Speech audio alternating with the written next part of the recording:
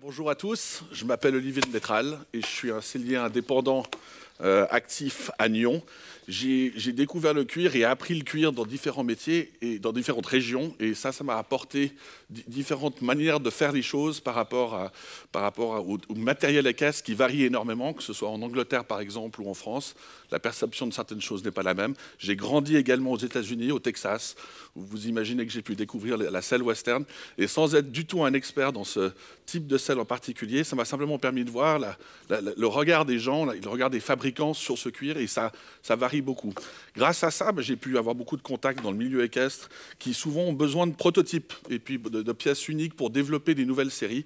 Et ça, c'est une grande partie de mon activité. Je dirais que le métier de sellier a beaucoup changé en une vingtaine d'années. À l'époque, le sellier, il y avait beaucoup de choses qui alourdissait sa charge. En plus de devoir fabriquer une selle, on va parler que des selles aujourd'hui, il devait mesurer le cheval et puis anticiper l'évolution du développement de ce même cheval, sachant qu'on commence à faire une selle sur un cheval entre 4 et 5 ans en règle générale. Et comme mon collègue l'a dit tout à l'heure, le cheval évolue beaucoup au cours de sa vie, aux mesures des exercices qu'il se fait, le sport qu'il exerce. Et tout ça, il faut prendre en compte le fait que le cheval va se transformer, évoluer. Et c'est très difficile pour le sellier de réaliser une selle de manière artisanale et en plus de maîtriser toutes ses connaissances techniques. Donc on est très heureux aujourd'hui de se reposer de plus en plus sur des saddle fitters et sur des bridle fitters qui en fait réduisent notre rôle à l'aspect strictement technique, et je trouve que c'est plutôt agréable. Il y a eu une certaine réticence au début de mes collègues, je pense, lorsqu'ils ont eu l'impression qu'on leur prenait une partie de leur activité, mais en réalité je crois que c'est dans l'idée du bien-être du cheval, ça nous rend beaucoup plus efficaces et puis beaucoup plus correct sur le temps. Alors on va passer... Attendez, voilà, je me suis présenté en quelques instants. Avant d'aller dans le détail de la selle, juste un petit regard quand même historique sur la chose. Il faut que j'appuie encore une fois, je crois, parce qu'il n'y a pas de photo. Ah voilà, ça va venir comme ça.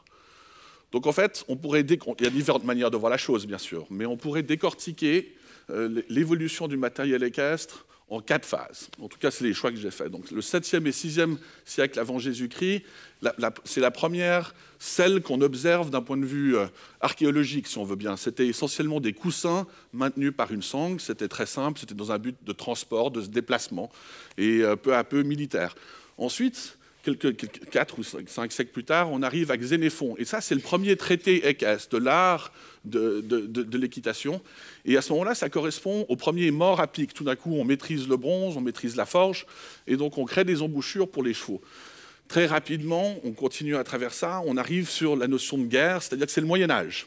Et là, on veut de nouveau être ultra efficace. On oublie un peu Xénophon et puis l'art du beau. On veut de nouveau faire la guerre. Et ça débouche, in fine, sur la Renaissance, où là, tout d'un coup, c'est contradictoire par rapport à cette phase de Moyen-Âge, où on a le développement du beau. Et en fait, si j'essaie de vous donner ces 4 phases qui sont un peu opposées les unes aux autres, en tout cas les deux connectées, c'est dans le but de vous faire comprendre qu'en fait, il faut toujours une phase un peu pragmatique, un peu efficace. Ça peut être la guerre, ça peut être la nécessité de transport, pour qu'ensuite il y ait un développement d'un art équestre un peu plus beau.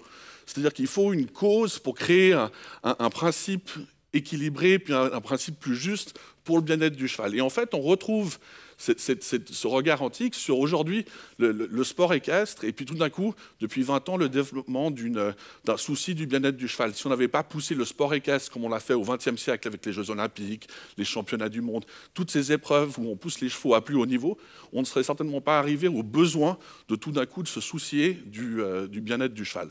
Donc c'est simplement pour vous faire comprendre que voilà, il y a un lien chaque fois entre un moment de dureté pour le cheval pour ensuite arriver à une phase d'amélioration. Attendez, voilà. Donc ça, les 4 phases débouchent sur le XXe siècle, qui a été un énorme changement dans le paradigme équestre, si on veut bien. On débouche sur deux phases essentielles. L'équitation de loisirs, si on veut bien mettre de côté l'équitation de travail 2 instants, c'est l'équitation de loisirs, et ça, c'est la démocratisation du sport. C'est-à-dire que tout d'un coup, tout le monde pouvait monter à cheval. Il fallait pouvoir apprendre à monter à cheval relativement rapidement, et il fallait que le matériel s'adapte à ce besoin. En parallèle de cette équitation de loisirs, on a l'équitation de compétition. L'équitation de compétition, c'est finalement très tardif dans l'histoire de l'homme par rapport à l'histoire du cheval, dans le sens où les Jeux Olympiques, en 1912, marquent l'apparition des 3 épreuves principales, donc le dressage, le saut et puis le cross-country, et c'est seulement en 1912 où ces 3 épreuves arrivent. Et donc sur les 1000 ans où le cheval a pris une place très importante dans la vie de l'humanité, c'est simplement sur les 100 dernières années environ où on a poussé le niveau de sport vraiment à un niveau relativement élevé. Et c'est à ce moment-là où le matériel, effectivement, subit les plus grandes évolutions. Alors, quels sont les différents types les composants majeurs pour la selle d'équitation? Alors, ça va être le cuir. Pourquoi est-ce qu'on utilise le cuir? Parce que c'est le matériau qu'on maîtrise le mieux depuis l'humanité. On tanne le cuir depuis la préhistoire. Et c'est un produit qui est extrêmement malléable, qu'on maîtrise très bien dans tous les différents continents où on a connu les chevaux. Résultat des courses, on utilise 3 types de cuir en règle générale pour l'ensemble des selles. On va utiliser du porc, on va utiliser du veau ou du taurillon. Le taurillon, ça va être ce qu'on appelle le cuir de bride ou le cuir de selle, le gros cuir un peu plus épais que vous voyez par exemple sur vos quartiers. Le porc, c'est un cuir qu'on n'utilise plus tellement de nos jours pour des questions parfois religieuses ou simplement sociétales, dans le sens où les gens acceptent moins le cuir de porc sur le matériel. Ça a beaucoup changé, ça, dans les 50 dernières années. Auparavant, les meilleures selles étaient en porc. Le porc a cette qualité d'être extrêmement résistant par rapport au veau, et c'est un matériel plus difficile à travailler, mais il est particulièrement résistant. Les meilleures selles étaient souvent garnies en porc au niveau des quartiers. Ensuite, le veau, ça peut être le cuir qu'on utilise 80% du temps pour tout ce qui est travail de matelassure, la gouttière, etc. C'est un cuir qui est souple, qui est résistant, et puis qui se tanne de manière végétale également, tout comme le porc. Ensuite, le taurillon, le cuir de bride, ça, c'est le fameux tannage végétal. En quelques mots, le tannage végétal, c'est le fait de tanner un cuir à travers des fosses avec différents tanins type végétaux. C'est-à-dire qu'on prend des chutes de cuir qui sont sorties du travail de rivière, comme on dit, c'est-à-dire qu'on a enlevé la peau de l'animal, on a enlevé le poil, et tout d'un coup, on met ces peaux les unes sur les autres dans des grandes fosses, et on rajoute par exemple du tanin de chêne. Et on densifie ce tanin à mesure qu'on retourne les peaux, à peu près tous les mois, et au bout de 12 mois, on obtient une peau, une croûte, qui en fait va devenir, une fois que le travail de rivière sera terminé, un cuir qui sera prêt à travailler.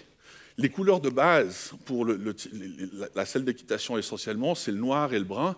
Naturellement, le bordeaux, c'est possible. Mais en gros, de par le fait que ces tanins sont végétaux d'origine, on ne peut pas mettre toutes les couleurs qu'on veut. C'est pour ça qu'on a toujours l'impression que les couleurs de cuir sont un peu limitées. C'est vrai, parce que à partir du moment qu'on a tanné son cuir de manière végétale, on ne peut pas mettre toutes les couleurs qu'on veut.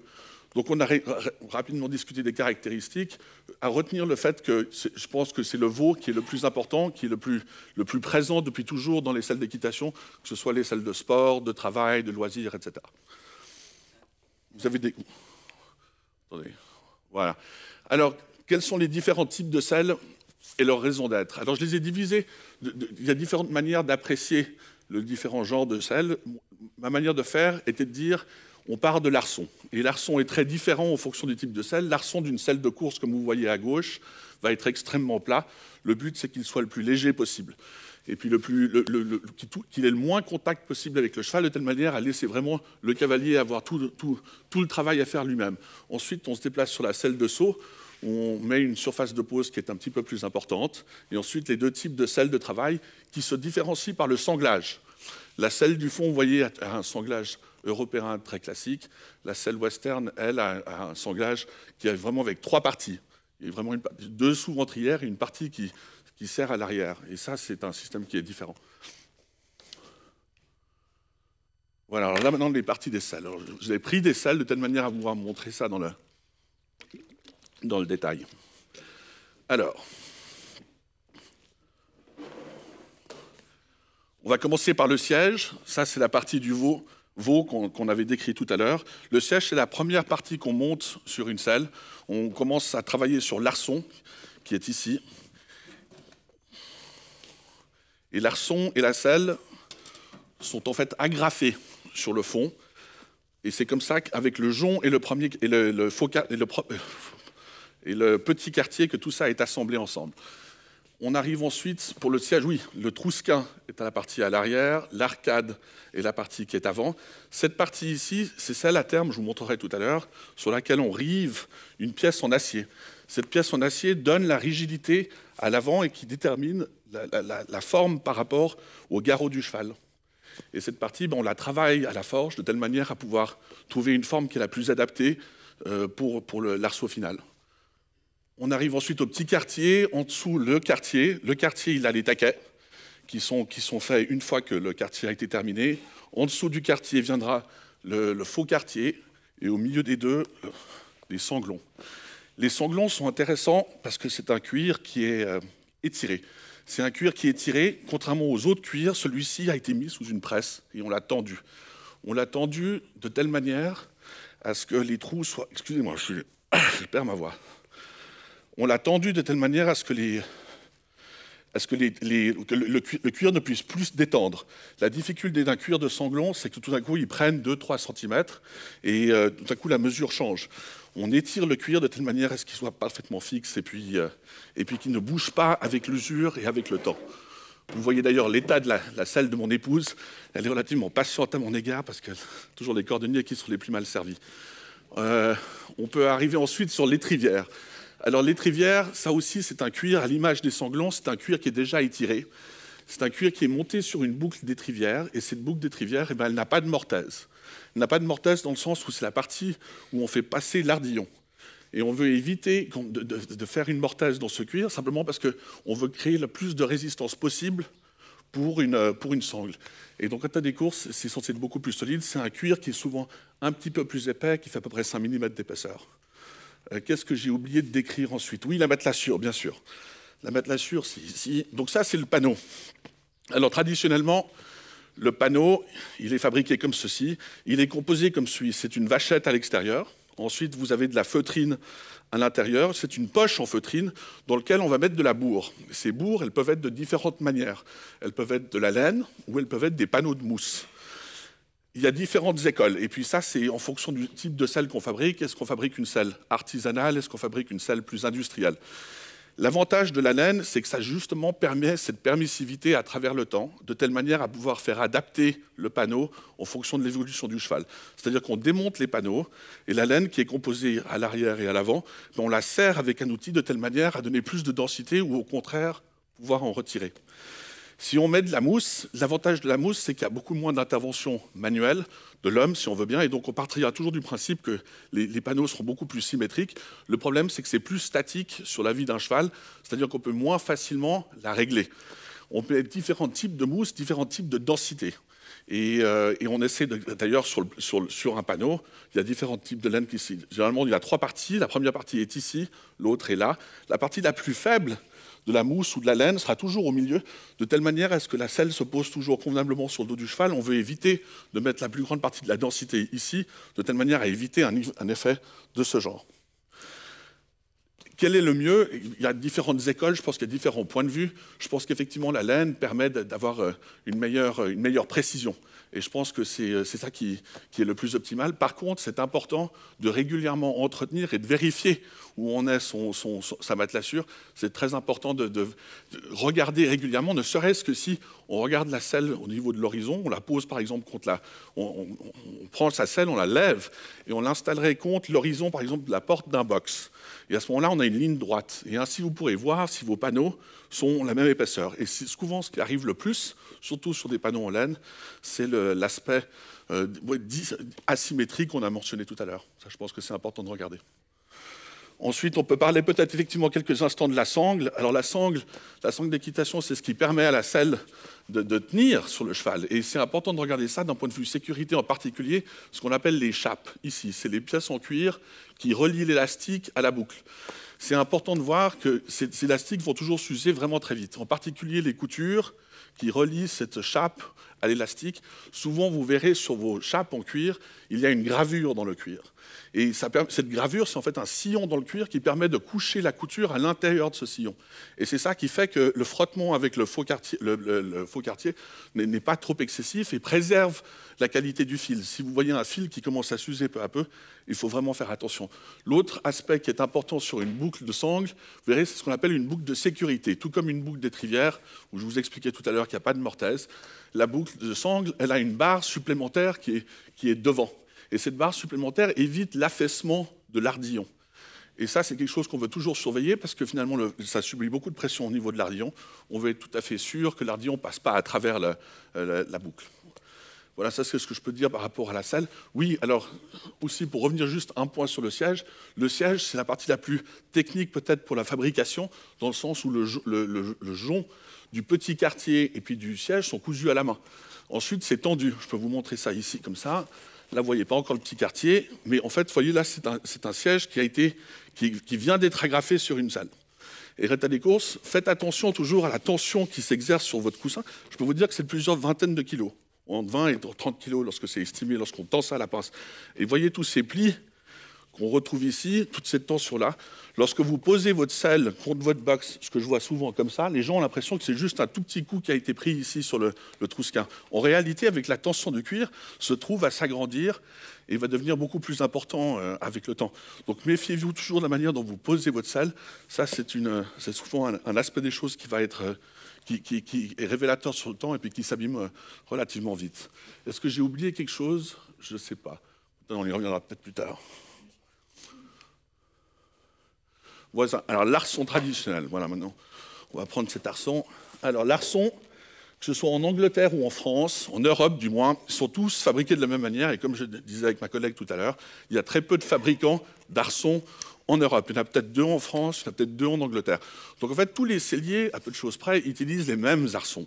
C'est simplement qu'on peut les différencier ensuite dans la manière dont on les monte sur nos selles respectives avec quelques finesses. L'une d'elles, c'est par exemple ces fameuses lames d'acier qu'on retrouve ici, là, et puis ensuite encore un fer qui est rond ici. Ces lames d'acier, c'est de l'acier à ressort. Et ça, en fait, ça permet de déterminer la rigidité de la selle. Et ça doit être rivé sur le bois. Le bois, c'est du bois stratifié. Ensuite, on arrive à cette pièce ici qui effectivement rigidifie tout ce qui va être partie trousquin. Et ensuite, l'inox dont je vous parlais tout à l'heure, qui est au niveau de l'arcade. Pour vous donner, lorsqu'on dessine son garrot, tracé sur un bout de papier, on rapporte cet arçon. Ensuite, on essaie de l'ajuster de telle manière à ce que ça suive le plus possible le garrot du cheval. C'est cette pièce ici en inox, qu'on appelle l'arcade, qui, elle, va véritablement déterminer la rigidité de votre arçon. Ce qui est important avec ça, c'est qu'il faut savoir qu'une fois que c'est fait, on ne peut pas forcément l'adapter à tous les chevaux. Lorsqu'on veut écarter ceci ou le diminuer, on peut à peu près gagner 1 cm entre les 2 pointes d'arcade qui sont ici. Et ça, c'est un point important à relever.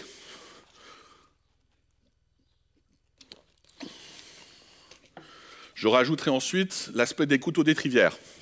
Les couteaux d'étrivière sont toujours fixés avec 3 rivets, partie sur la bande, une autre sur la pointe de l'arcade. Et il faut vérifier toujours que les couteaux d'étrivière sont fonctionnels. Lorsque vous entendez une selle qui grince, ce qui arrive assez fréquemment, on a toujours l'impression que les selles grincent. On m'appelle souvent pour des questions comme ça où on dit il y a un bruit. Et bien en fait, c'est en réalité l'un de ces rivets qui fixe l'arcade ou le couteau d'étrivière ou une lamelle métallique qui a tendance à bouger, c'est-à-dire que le rivet ne tient plus. Et ça, c'est vraiment problématique parce que pour régler le problème, il faut, en règle générale, entièrement démonter la selle. Qu'est-ce que je peux rajouter d'autre sur l'arçon? Les arcades en inox, les couteaux d'étrivière.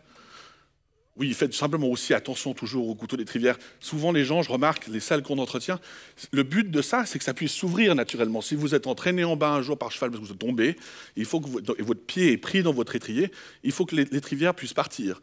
Et donc, il faut s'assurer quand même régulièrement que ça puisse bloquer, être débloqué. C'est vraiment un aspect qui est relativement important et que les gens ne surveillent pas toujours assez. On a l'arçon moderne aujourd'hui qui se fait de manière aujourd'hui en carbone. Alors ça, c'est un vrai développement depuis peut-être les années 2000 et c'est encore en phase de démocratisation, c'est-à-dire qu'il y a beaucoup de selliers qui appréhendent encore ce matériel. Il est tout à fait différent à travailler que le bois et l'acier. Il ne se coupe pas de la même manière, il ne se polit pas de la même manière et naturellement, il ne se forme pas de la même manière parce que le carbone se forme avec la chaleur. Donc c'est aussi une question d'habitude dans l'atelier ou chez les fabricants de pouvoir peu à peu avoir un matériel qui s'adapte. L'avantage de l'arçon, c'est en moderne, façon carbone ou en bakélite, c'est qu'on gagne énormément en légèreté. Et à terme, on gagnera en prix aussi, parce que ce sera probablement quelque chose qui est beaucoup plus reproductible en série, en opposition au bois, où chaque, malheureusement, arçon en bois est toujours un tout petit peu différent de par la nature du matériau qui n'est jamais tout à fait le même. Là, maintenant, on revient sur les panneaux. Alors, les panneaux... De nouveau, comme je vous expliquais tout à l'heure, c'est vraiment cet aspect de laine ou de mousse. L'important, c'est de le regarder de manière équilibrée. Un aspect qu'on n'a pas discuté tout à l'heure, c'est la manière dont il est fixé. Les panneaux sont fixés avec ces 2 vis. Ça, la selle est ici, la gouttière serait là, à l'autre côté là. C'est ces deux vis ici qui tiennent ce coussin contre la selle. Et puis le lassage, qui sont les deux trous que vous voyez ici, tiennent au faux quartier. Ça, c'est souvent quelque chose que les gens ne regardent pas parce que ça s'use malheureusement assez vite. Et dès que vous avez un panneau qui tient moins bien sur la selle, forcément, ça encourage toute forme d'asymétrie, simplement parce que le panneau, il va bouger. Le but d'une selle, c'est comme on disait tout à l'heure, c'est qu'il faut qu'il y ait la plus possible de rigidité, pas de rigidité au sens c'est fixe, mais il ne faut pas que le matériau se déplace. Moins il se déplace, moins il s'use, plus c'est précis pour le cheval. Et ça, je pense que c'est un aspect qui est important. L'autre aspect qu'on avait regardé tout à l'heure, en plus de la fixation, qu'il faut qu'il soit toujours bien réglé, l'asymétrie, on en a déjà parlé, c'est effectivement le tassement. Et le tassement, en fonction de l'intensité avec laquelle vous allez travailler votre cheval, le nombre de concours, les séances de travail, pensez vraiment à ça, surtout sur l'aspect laine. C'est quelque chose qui peut vraiment varier au début. Et il faut surveiller ça les premiers mois de la selle, justement. Peut-être demander à votre sellier de revenir, une fois que vous avez votre nouvelle selle, 1 ou 2 mois après, il s'attendra à ce que de venir pour être sûr que la selle pose bien, et ça, c'est un facteur qui est relativement important. Les différents types de sangles, alors en gros, les sangles se divisent en deux grandes catégories, on peut en faire plusieurs, mais on peut dire les selles longues et puis les selles courtes. Ensuite, on a toute une série de selles, de sangles qui sont plutôt pour la randonnée, qui vont être en tissu, qui vont être en lin. Les selles pour les courses de chevaux sont toujours en lin. Le but, c'est que ce soit le plus souple possible pour le cheval, pour qu'il y ait un tout petit étirement qui puisse se faire pour laisser le cheval pouvoir se détendre et gagner naturellement en poids. Sur les sangles que je peux voir, en règle générale, faites toujours attention, là aussi à la bouclerie, mais aussi aux chapes. C'est clé, c'est ce qui relie la chape, c'est la pièce en cuir cousu sur l'élastique, et c'est là où il y a le plus d'usure et le plus de frottement. Évitez de choisir, c'est mon avis, mais évitez de choisir peut-être des sangles avec des débordants de mousse qui sont trop importants. Tout comme le panneau tout à l'heure dont on parlait, on veut éviter de se retrouver avec des pièces de cuir qui créent du frottement potentiel. Plus le cuir est tendu et serré, moins il risque finalement de heurter ou d'abîmer. Et les points de pression au niveau de la sangle, etc., peuvent souvent être évités. Les sangles ergonomiques, aujourd'hui, marchent vraiment très bien. Ça, je crois que c'est une vraie amélioration qui n'existait pas durant le XXe siècle, et c'est un progrès qui est relativement important. Qu'est-ce que je peux dire d'autre? Je crois que le sangle ergonomique, la sangle western, on n'est pas trop concerné par ça. Simplement juste à noter par rapport à ce que j'ai pu voir et l'expérience, on serait étonné les points de pression sur ces chevaux de quarter horse américains, etc., sont beaucoup moins existants que chez nous. Pourtant, ils passent 7-8 heures à cheval, de temps en temps en train de travailler, pas forcément pour les épreuves de reining aujourd'hui, mais à l'origine pour la vie de cow-boy traditionnelle, où l'homme reste sur son cheval très très longtemps, et il a réparti la tension de cette sangle sur 3 points d'ancrage. Et je pense que ça, c'est un point qui est intéressant pour nous de pouvoir comparer. Les sangles néoprène, ça c'est quelque chose qui marche bien aussi, simplement ça s'use beaucoup plus vite. Et on a tendance à croire que parce que c'est une sangle en néoprène, elle est aussi solide que celle en cuir.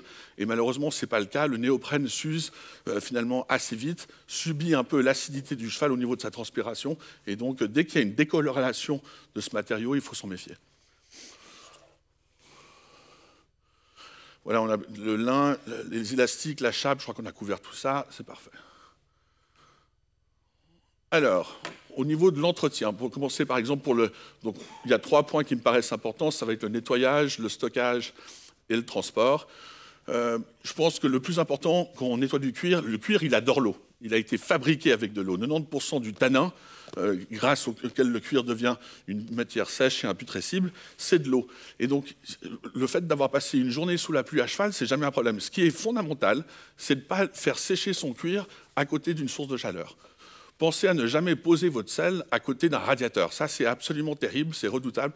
On ne s'en remet jamais. Le cuir craque, le cuir sèche, et après, il n'a plus le gras qui le compose, qui lui permet d'être élastique et résistant. Et pour le nettoyer, parce qu'il va salir, pensez toujours à du baume, un savon en fait, un savon de Marseille, un baume de cire d'abeille, pas de produits chimiques. Le cuir brille parce qu'il se patine. Il ne brille pas parce qu'on a mis un cirage qui fait briller, qui contient des silicones. Et il faut simplement avoir ça en tête. Ça, c'est vraiment important. Donc, toujours les nettoyer. On ne nettoie jamais assez son cuir. Si d'aventure il est trop propre, je vous assure que le cuir, il va rejeter le savon et ce sera les taches blanchâtres que vous verrez. Et il ne faut pas vous en inquiéter. Car ces taches blanchâtres disparaissent une fois que vous frottez le cuir. Au niveau du stockage, là aussi, Dans une sellerie, ça va extrêmement bien. Évitez peut-être de mettre une sellerie, ou une selle posée devant une source lumineuse du type fenêtre. Il faut savoir que le cuir végétal, la manière dont il a été tanné, est relativement sensible à la lumière. C'est-à-dire que vous aurez à terme une décorrélation, par exemple, sur le siège ou sur les panneaux. Si c'est trop exposé à la soleil, il y aura des ombres qui peuvent se créer, qui correspondent au mouvement du soleil. Et j'ai vu des selles comme ça qui étaient pratiquement de 2 teintes différentes en fonction de la manière dont elles étaient posées dans la sellerie. Au niveau du transport, toujours la transporter à plat. Ça, c'est le plus important. Rappelez-vous ce que je vous disais tout à l'heure, lorsque je vois tout le temps ces cavaliers qui font ça, qui les posent contre les murs, comme ça. Et ça, c'est cruel, surtout pour le trousquin, parce que le trousquin prend un coup, et tout d'un coup, on ne se rend pas compte, mais en fait, ce trou s'agrandit relativement rapidement avec le temps, parce qu'il y a tellement de tension sur ce cuir que voilà, ça s'abîme vraiment très important. Pour identifier les traces d'usure, les marques d'usure. Bon, alors le siège, je crois que vous avez vu, on a parlé du trousquin. Regardez aussi vraiment dans le creux du siège. La partie ici, ça va être cette couture de jonc. C'est là où ça s'use le plus vite, en fonction du type de pantalon que vous allez porter, en fonction de votre intensité de monte, etc. Une fois que ça s'est abîmé, essayez d'anticiper le plus vite possible. Dites-le à votre sellier le plus vite possible. Parce que changer un siège quand c'est pas trop abîmé, quand la selle est bien suivie, c'est gérable. Une fois que c'est complètement déchiré, on n'arrive pas à refaire ça. On est obligé de simplement changer le siège, démonter une selle, ça prend à peu près 1h30, 2 heures. Recoudre un siège, c'est à peu près 2h30, 3 heures. Reassembler le tout, c'est de nouveau 1h30. Vous voyez qu'on va vous facturer pratiquement une journée de travail pour une petite déchirure qui pourrait être mieux gérée si d'aventure on l'avait vu plus tôt. En fait, le problème, c'est que les gens attendent toujours trop pour venir nous voir, trop longtemps. Et si plus vous venez vite, mieux on arrive à gérer la réparation. Les panneaux. Alors les panneaux, c'est là aussi à cause de la jambe, c'est ce qui vont subir le plus d'usure. Quand on parle d'usure du panneau, vous n'allez jamais réussir, sauf pour celles qui sont doublées en port, mais ça, on voit de moins en moins, vous n'allez jamais réussir à trouer un panneau, heureusement. Ce qui va arriver, c'est des usures, par exemple, typiquement ici. Au bas du quartier, c'est les coutures, et puis les coutures sur les cas des monoquartiers au niveau des sanglons. Et là aussi, essayez d'aller le plus vite possible, parce que si vous nous rapportez une selle qui est légèrement usée à ce niveau-là, c'est très rapidement réparable. En quelques jours, on peut vous la rendre et puis c'est fini, c'est une histoire réglée. Si vous laissez la chose entraînement se détériorer, ce qui va arriver, c'est qu'il faudra probablement simplement refaire toute la couture. Et là, c'est plus onéreux, plus coûteux et c'est surtout moins solide parce que le cuir n'est pas prévu pour être cousu 2 fois à l'identique au même endroit. Donc en fait, il faut toujours être le plus prévoyant possible, essayer d'anticiper ça et puis de créer un lien privilégié avec votre sellier. Je ne dis pas ça pour moi, je suis simplement en train de dire qu'il faut que vous ayez un sellier avec qui vous vous entendez bien et que vous n'hésitez pas à contacter le plus souvent possible. On a parlé des quartiers, les panneaux, les quartiers et puis les contre-sanglons. Les contre-sanglons, alors ça c'est le fameux cuir étiré. Regardez aussi quand vous achetez une selle, ça c'est au passage j'y pense, les contre-sanglons, il faut que les trous soient ovaux. S'ils sont ronds, l'ardillon pourra beaucoup moins bien se coucher à l'intérieur du sanglon. Plus il est ovale, plus ça permet à l'ardillon de se coucher.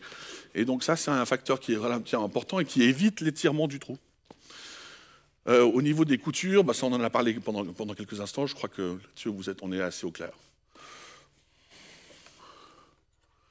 Voilà. Est-ce qu'il y a des questions par rapport à l'entretien ou quoi que ce soit? Dites-moi, je suis à votre disposition.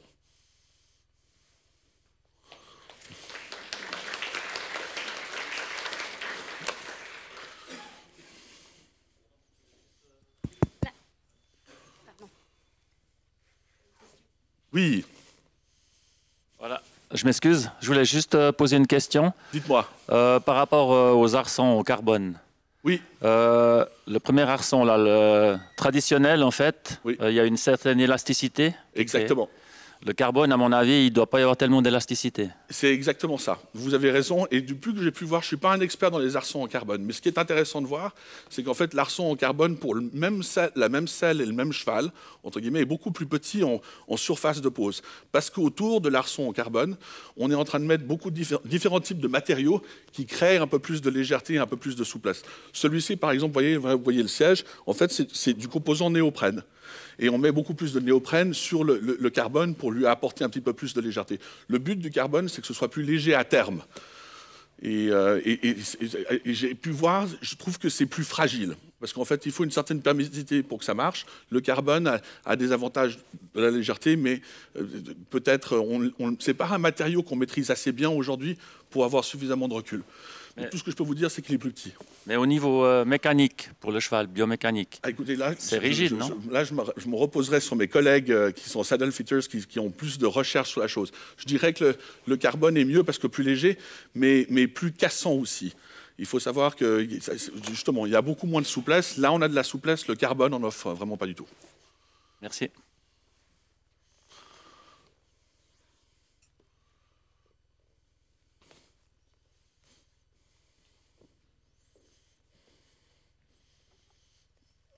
Merci déjà pour la présentation, c'était très intéressant.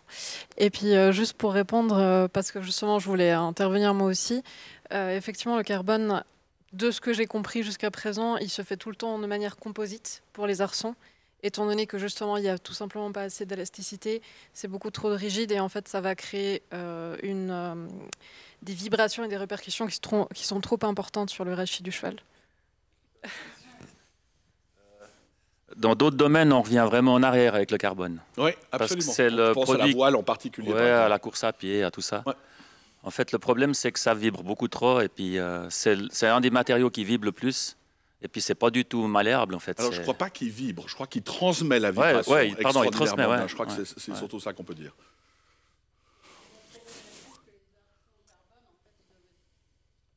Les arçons carbone doivent être moulés. Au sens où ils sont, si vous avez construit une planche ou une coque ou quoi que ce soit, vous mettez les fibres, vous mettez les choses et vous moulez. Et en fait, ça le rend très standard, ce qui est un avantage et qui effectivement, il y a eu. Les premiers essais étaient vraiment faits dans les années 80 au niveau de ça. Et en fait, ça n'a jamais pris. Et ça, on a revu et maintenant ça ressort de nouveau. Et je pense qu'il y a eu une évolution aussi dans le design et la moulure de ces arçons. Mais je pense qu'on n'a pas encore vu la fin de l'arçon classique qui donne une adaptabilité. Parce que votre arçon carbone, vous ne pourrez pas le resserrer, vous pourrez pas. Il y a une limite de son élasticité et du coup, il n'y aura pas du tout l'adaptation et la flexibilité que vous pouvez voir sur le mélange bois-métal sur les arçons classiques.